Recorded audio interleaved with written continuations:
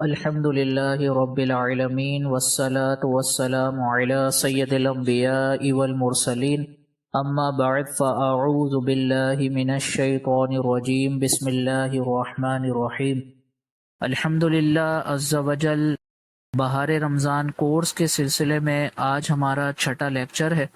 آج کے لیکچر میں انشاءاللہ عز وجل رمضان المبارک کے دوران پیش آنے والے حیض کے کچھ ضروری مسائل سماعت کریں گے۔ تو پہلا مسئلہ یہ ہے کہ زوال سے پہلے اگر عورت کو حیض آ جاتا ہے تو تب بھی اس کا روزہ ٹوٹ جائے گا، بلکہ افطار سے 1 منٹ پہلے بھی حیض آ گیا تو روزہ ٹوٹ جائے گا۔ یہاں پر یہ مسئلہ ڈسکس کرنے کی ایک خاص وجہ یہ ہے کہ ہمارے ہاں علم دین کی کمی کے سبب خواتین میں ایک غلط مسئلہ مشہور ہے، اور اس مسئلے کا شریعت اور حقیقت سے کوئی تعلق نہیں ہے۔ وہ مسئلہ یہ مشہور ہے کہ خواتین یہ سمجھتی ہیں کہ اگر زوال سے پہلے عورت کو حیض آیا تو وہ اپنے روزے کو کنٹینیو رکھ سکتی ہے، گویا کہ ان کے نزدیک یہ روزہ نہیں ٹوٹے گا، حالانکہ ایسا بالکل بھی نہیں ہے۔ بلکہ یاد رکھیں کہ افطار سے 1 منٹ پہلے بھی اگر عورت کو حیض آ جاتا ہے تو اس صورت میں روزہ ٹوٹ جائے گا۔ دوسرا مسئلہ یہ ہے کہ حالت حیض میں جو نمازیں عورت نہیں ادا کر پاتی وہ نمازیں شریعت نے اس عورت پر معاف رکھی ہیں، لیکن حیض کے دوران جو روزے آتے ہیں ان کی ادائیگی عورت پر بعد میں لازم و ضروری رکھی گئی ہے۔ اس حوالے سے ایک حدیث مبارکہ برکت کے حصول کی نیت سے سماعت فرما لیں۔ راویہ ہیں معاذہ رضی اللہ تعالی عنہا، یہ بیان کرتی ہیں کہ میں نے حضرت عائشہ صدیقہ رضی اللہ تعالی عنہا سے پوچھا کہ اس کا کیا سبب ہے کہ حائضہ عورت روزہ تو قضا کرتی ہے لیکن نماز قضا نہیں کرتی۔ تو اس سوال پر حضرت عائشہ صدیقہ رضی اللہ تعالی عنہا نے پوچھا کہ تو حروریہ ہے؟ تو میں نے عرض کیا میں حروریہ نہیں ہوں، محض جاننا چاہتی ہوں۔ تو آپ رضی اللہ تعالی عنہ نے فرمایا کہ حیض کے ایام میں ہمیں روزوں کی قضا کا حکم دیا جاتا تھا لیکن نماز کی قضا کا حکم نہیں دیا جاتا تھا۔ یہ روایت ہے صحیح مسلم کی اور حدیث نمبر ہے 335۔ تو اس حدیث مبارکہ سے واضح طور پر یہ مسئلہ معلوم ہو رہا ہے کہ حضرت عائشہ صدیقہ رضی اللہ تعالی عنہ فرما رہی ہیں کہ ہمیں حضور علیہ الصلوۃ والسلام حالت حیض کے سبب قضا ہو جانے والے روزوں کی ادائیگی کا تو حکم دیتے تھے لیکن نمازوں کی ادائیگی کا حکم نہیں دیتے تھے۔ تو اس وجہ سے فقہاء کرام نے اس حدیث مبارکہ سے یہ مسئلہ نکالا کہ اگر عورت کی حالت حیض کے سبب نمازیں رہ جاتی ہیں تو ان کی ادائیگی عورت پر لازم نہیں ہے، لیکن رمضان المبارک کے مہینے میں اگر عورت پر حیض کی حالت طاری ہو جاتی ہے اور اس کے سبب کچھ روزے اس کے رہ جاتے ہیں تو بعد میں پاکی کی حالت میں ان روزوں کی قضا اس کے اوپر لازم رہے گی۔ تو اس کی حکمت یہ بیان کی گئی ہے کہ چونکہ دین اسلام یہ مسلمانوں پہ سے شدید حرج کو اٹھانا یہ محبوب رکھتا ہے، تو یہاں پر بھی اگر نمازوں کی قضا کا حکم دیا جاتا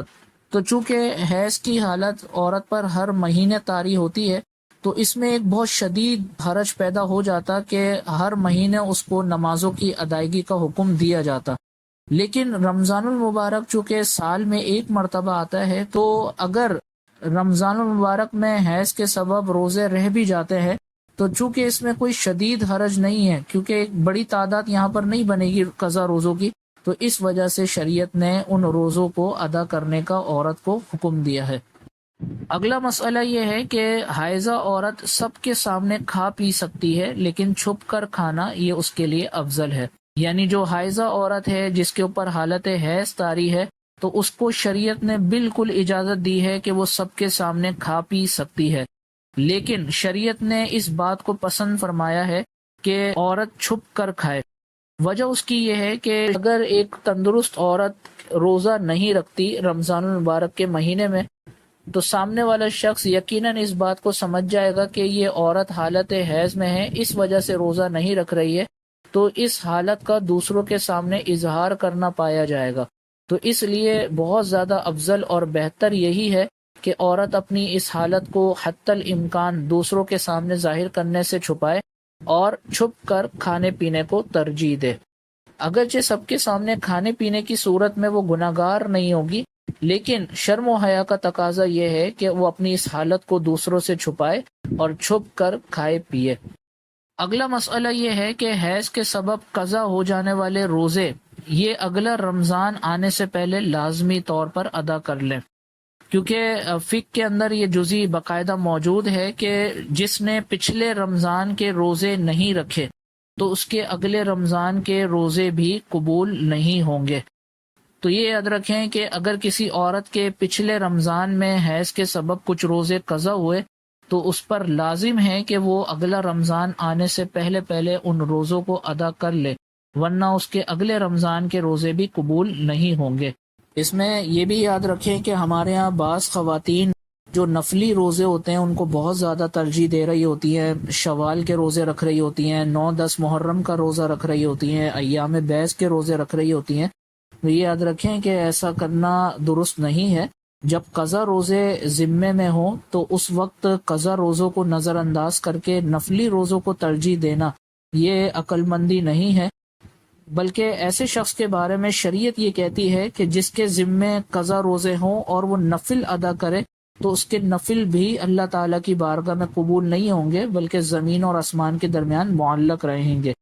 جب تک ذمے میں قضا باقی ہو تو نفل کو ترجیح دینے کے بجائے جلد از جلد پہلے قضا کی ادائیگی کریں اور قضا کی ادائیگی کرنے کے بعد پھر نفل کو ترجیح دیں۔ اگلا مسئلہ یہ ہے کہ حیض روکنے والی دوا کھا کر روزے رکھنا جائز ہے، لیکن ایسا نہ کیا جائے۔ اب یہ بعض خواتین یہ مسئلہ پوچھتی ہیں کہ اگر ہم حیض روکنے والی دوا کھا کر رمضان المبارک کے روزے رکھیں تو کیا ایسا کرنا ہمارے لیے جائز ہے یا نہیں؟ تو شرعی اعتبار سے جائز تو ہے، لیکن ایسا نہ ہی کیا جائے تو بہتر ہے، کیونکہ جب شریعت آپ کو ایک آسانی دے ہی رہی ہے تو اس آسانی کو نظر انداز کر کے اپنی عقل کے گھوڑے کو دوڑانا اور مزاج شریعت کو نہ سمجھنا یہ بالکل بھی صحیح نہیں ہے۔ لہٰذا جب شریعت آسانی دے رہی ہے تو اس آسانی سے فائدہ اٹھانا چاہیے۔ اور بعض اوقات ایسا بھی ہوتا ہے کہ حیض روکنے والی دوا کے استعمال کے سبب بعض اوقات اس کے حیض کے نظام میں بگاڑ پیدا ہو جاتا ہے، جس کی وجہ سے اس کی صحت کو نقصان ہونے کا اندیشہ ہوتا ہے۔ تو اس لیے جو قدرتی طور پر ایک حیض کا نظام چل رہا ہے اس میں بلا وجہ اس دوا کو استعمال کر کے نظام میں بگاڑ پیدا کرنے کی کوشش نہ کی جائے، اور رمضان المبارک میں شریعت نے جو ایک آسانی رکھی ہے اس آسانی سے فائدہ اٹھایا جائے۔ آخری مسئلہ یہ ہے کہ حالت حیض میں روزے، نماز اور قرآن کی تلاوت کے علاوہ دیگر نیک اعمال کیے جا سکتے ہیں۔ بعض خواتین یہ مسئلہ پوچھتی ہیں کہ چونکہ ہم حالت حیض میں ہیں اور رمضان المبارک کا مہینہ چل رہا ہے تو وہ کون سے اعمال ہیں کہ جن کو کر کر ہم رمضان کی برکات حاصل کر سکتے ہیں؟ تو یہ یاد رکھیں کہ کچھ مخصوص اعمال ہیں کہ جن کو شریعت اس حالت میں منع کرتی ہے، باقی ان اعمال کے علاوہ دیگر تمام نیک اعمال کیے جا سکتے ہیں۔ مثال کے طور پر اس حالت میں روزے، نماز، قرآن کی تلاوت یہ تو منع ہے، لیکن اس کے علاوہ دیگر اوراد و وظائف، دعا، استغفار اور قرآن کی تلاوت آپ سماعت کر سکتے ہیں، نعتیں سن سکتے ہیں۔ تو اس طرح کے دیگر نیک اعمال رمضان المبارک میں کر کر رمضان کی برکات کو حاصل کیا جا سکتا ہے۔ تو اللہ عز و جل سے دعا ہے کہ آج کے لیکچر میں ہم نے جتنے ضروری مسائل پڑھے ان کو یاد رکھنے کی توفیق عطا فرمائے۔ آمین بجاہ نبی الامین صلی اللہ تعالی علیہ وسلم۔ آپ دیکھ رہے ہیں PATF Islamic info YouTube channel. مزید اسلامک ویڈیوز کے لیے ہمارا چینل سبسکرائب کریں۔